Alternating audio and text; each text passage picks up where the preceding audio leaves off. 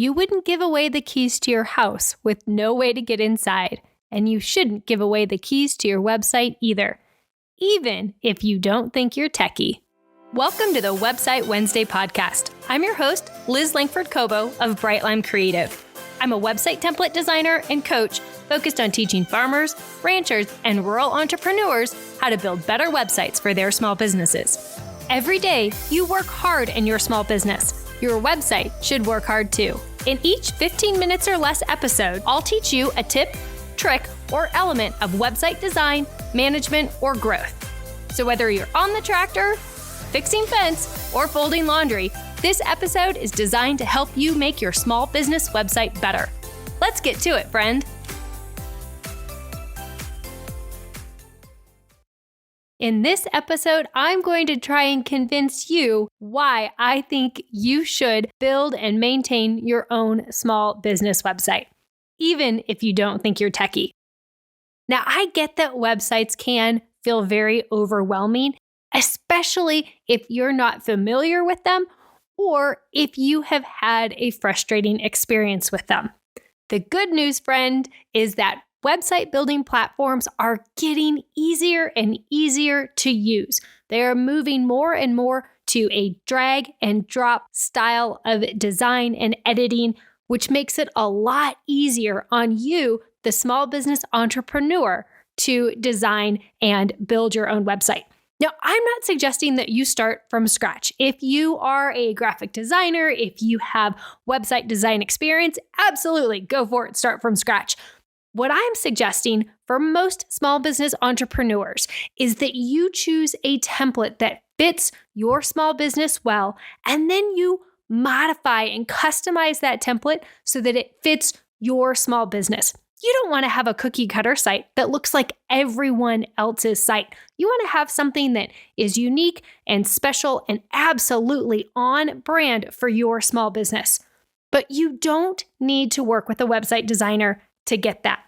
Now, there was a time when I would totally have disagreed with the advice I'm giving you now. When I was focused on building websites for small businesses and not creating templates, I really did feel like most small business owners should probably hire a website designer like me to build them a small business website. But the reality is, hiring a website designer costs you money, takes time, can be really difficult to find someone that fits you, that gets you, that understands your business, especially as a farmer, rancher, or rural small town entrepreneur. There aren't a lot of website designers focused on meeting your needs and understanding your small business. But what really changed my mind on this was something that my friend Mary of Five Mary's Farms told me. One day, Mary told me a story about a friend of hers who had built out an entire website using a website designer, really loved it. It was functional. It was great. And then the website designer stopped getting back to this person. They stopped responding to emails. They stopped responding to phone calls. And to be honest, I can't remember exactly what happened, except that this particular entrepreneur had spent thousands of dollars to build out a site and had nothing. She had put all of her eggs into this web designer's basket. She had handed over the keys to her website kingdom, and she couldn't get back in. And it really hit me as Mary was telling me this story that it's true. Small business entrepreneurs like you should hold on to the keys to your website. You should know how to update your website. You should know how to go in and make changes to specials and products and services that you offer. Does it mean that you absolutely have to design your website yourself? No, you can hire someone, and there are incredible designers out there. But I think it is worth trying to start with a great template, a template that has good bones, and then work on customizing it to make it your own. No one understands your small business the way that you do, and no one knows how to talk to your ideal target customer the way that you do. So I think that it is worth exploring and taking a little bit of time to invest in learning how to build your own website. That's why I started this podcast, to help you through the Website Wednesday podcast, to give you the tools that you need to build a better website for your small business. Now, do I think you need to start from scratch and build a totally different website than the one you have today? I don't know. I've not seen your website, but more than likely, my answer is going to be no. You can make the website you have right now better. You don't have to start over. Can you start over? Absolutely. Is it helpful to start over sometimes? Sure. But you can learn to make the website you have right now better. There's probably 3 or 4 things you could go and do right now without a lot of additional help, without a big learning curve, things that you could go and do to your website that would make it better. Entrepreneurship is awesome, but it isn't easy. It can be lonely and frustrating to be a one-woman show. Trust me, I know. If you could use a daily dose of encouragement, inspiration, and motivation to get things done in your small business, you should join my friend Mary of 5 Mary's Farms and M5 Entrepreneurs inside the M5 Entrepreneurs Get It Done Club. For just $9 a month, you'll receive a daily weekday check and text from Mary. From action steps to help you achieve your goals to reminders to enjoy your daily wins, the Get It Done Club is a great way to add a little motivation to every workday.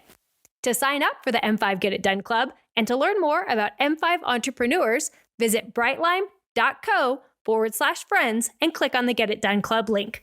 We can all use a little motivation to keep going and get it done.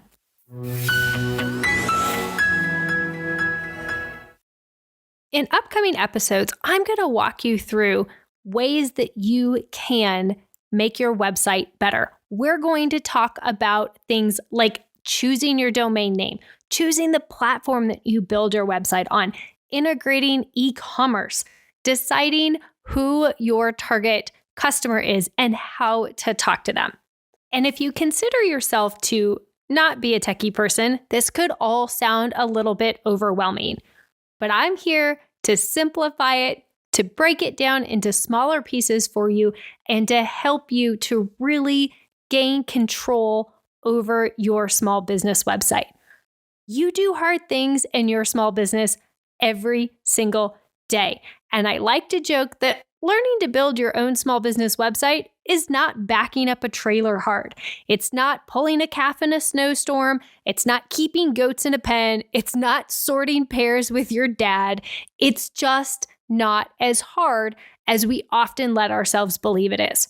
Now, are there some people who are better off to go hire a designer to do it for them?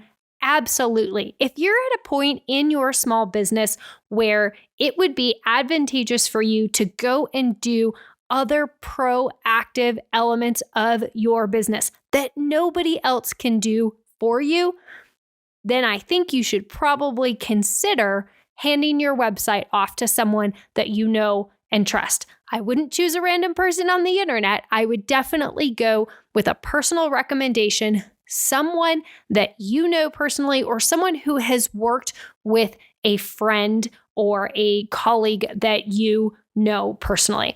Having that personal connection will really make a difference when you get into the difficult days of web design and the difficult decisions you have to make.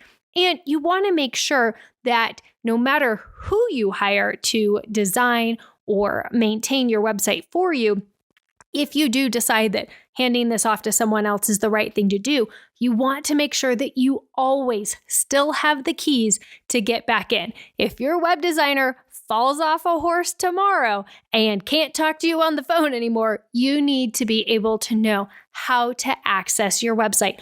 Where is it hosted? What platform is it built on? What are the usernames and passwords to access it? It's so key that you have access and control over those elements of your site, because your website really is a living, breathing asset in your small business. And if you're not treating it that way, it's time to shift your mindset and really start to think of this as an asset in your small business. Are you ready to build a better homepage for your website?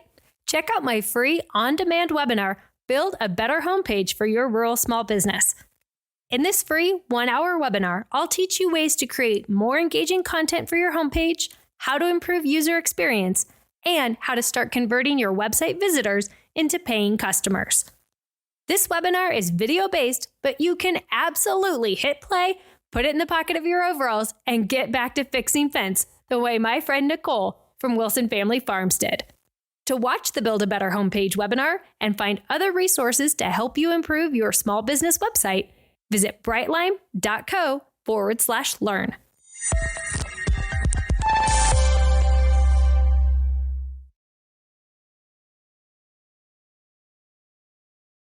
Having the ability to update and maintain your website not only will save you time and frustration, it can also save you money.